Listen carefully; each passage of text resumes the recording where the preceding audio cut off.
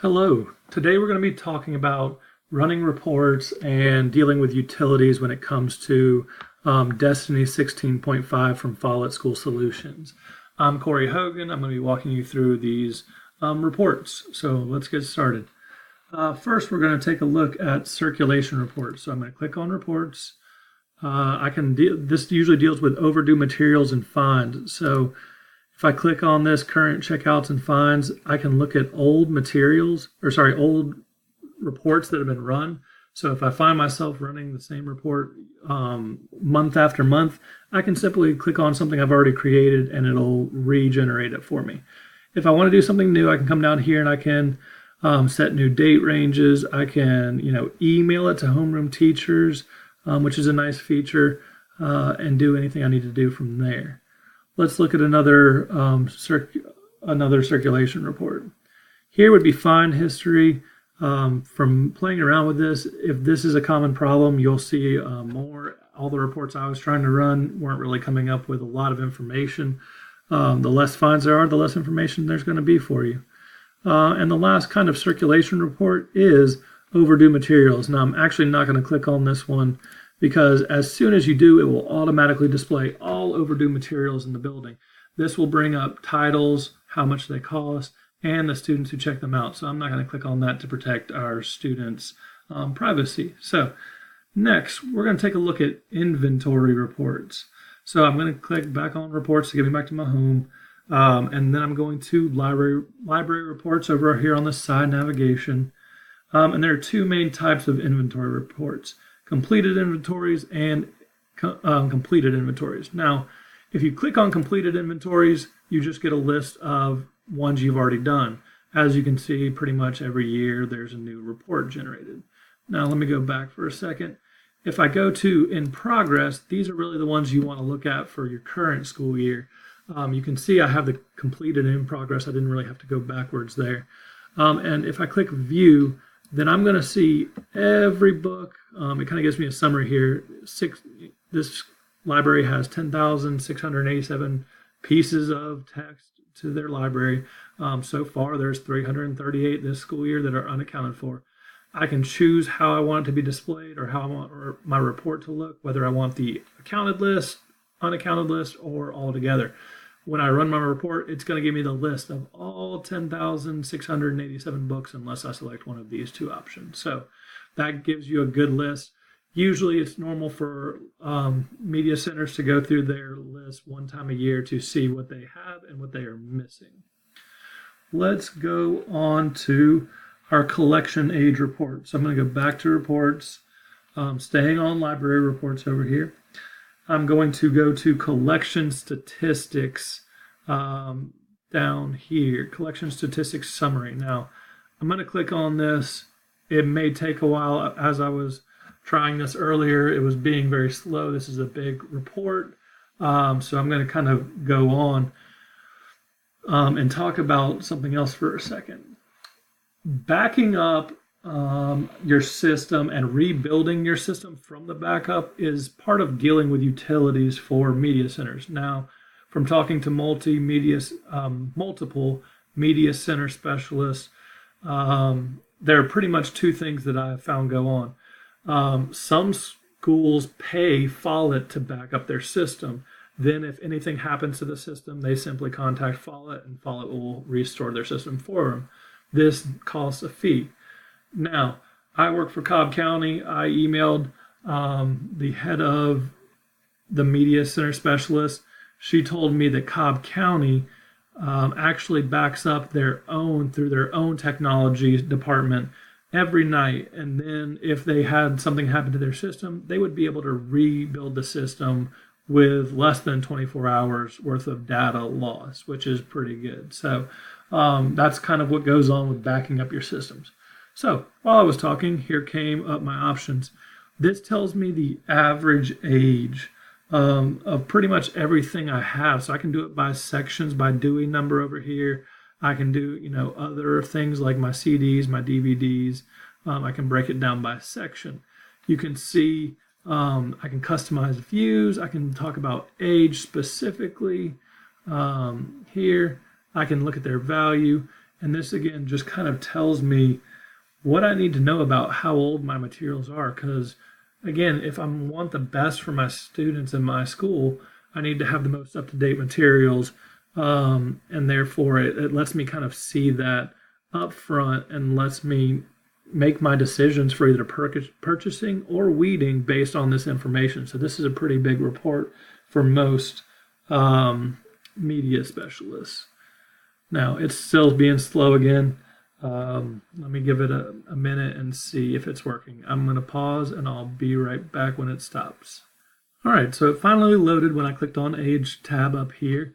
And again, I love this view. It gives me the average age of all my materials in this section. So again, as I'm sitting here looking at the 0s to 99 section of Dewey, I can tell I have 38 copies of materials. My average age is 19 years old. This year they've circulated 11 times. This could be one book 11 times, or it could be 11 books one time. And it also tells you how much has been circulated for the life of that being there.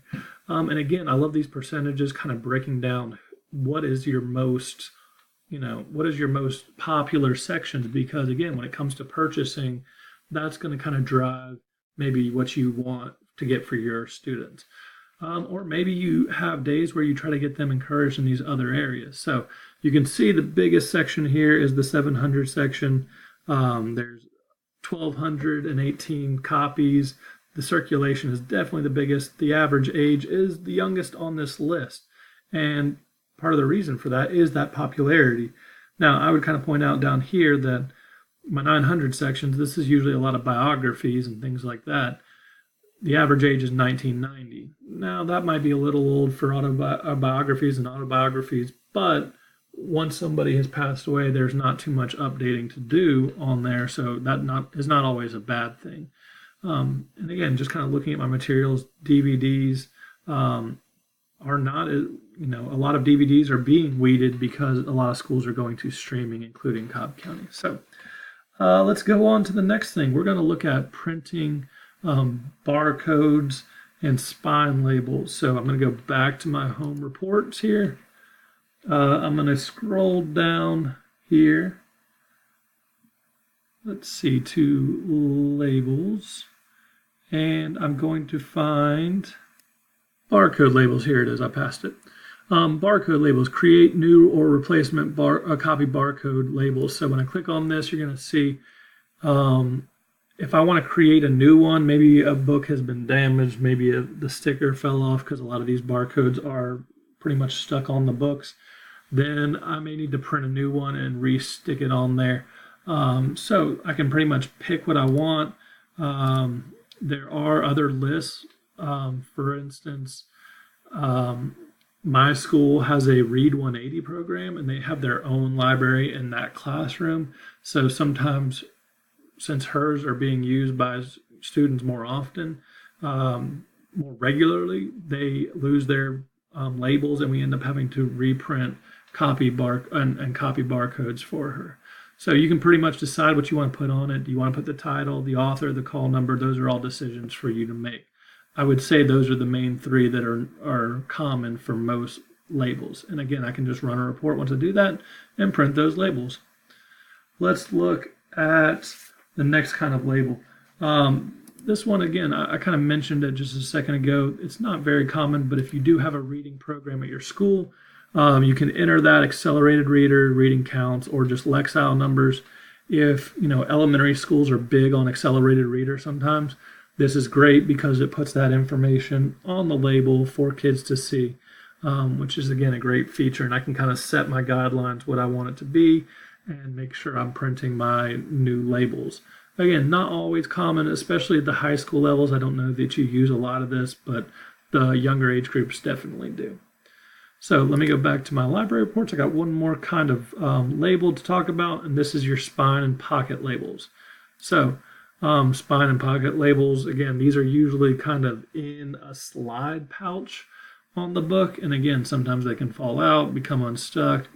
Sometimes students just peel them off. So I need to print more, and again, I can kind of I can list everything I want to do, all my dates, all my call numbers, what I want on there, sizes so that students can see them easier, all that good stuff, and then I can run my report to create those labels. All right, last we're going to talk about running custom indexes. This is actually something that any student in the school can really do. So I'm going to go to my home here instead of reports. Sorry, actually my dash, no, it is home. Sorry, catalog. I'm in the wrong spot. Catalog. As I go to my catalog, I have show more right here. And what I can do is come down here, and a lot of people want to search by Lexile, especially your reading teachers at, again, the lower levels, elementary and middle schools pay close attention to reading to Lexiles. I can pretty much set my range and set my locations and pretty much let it go find books for me. Now there's also, this is the basic search. If I hit on power, it gives me actually even more options. I can search keywords I like at schools. I can type in the years if I want a more current book for maybe a project. Again, reading levels, Lexile levels, all this can be included in my search to run these custom indexes, and it'll pretty much give me anything I want to know. So if I sat here and had, I teach 8th graders, so if I want to teach, if I want to look at 8th grade level books, I'm going to run a report, and pretty much it's showing me every book that is in the 8th grade reading level here. And this is a high school catalog, so there might not be as much, but it's pretty much showing me everything I want to see. Lexiles included, dates, who the author is, the call number, all that information. So that's everything on how you run reports and how you deal with backing up your system and rebuilding from that backup. Hope you enjoyed this. Head on over to my quiz to see how much you understood. And if you have any questions, please always ask me. Thank you.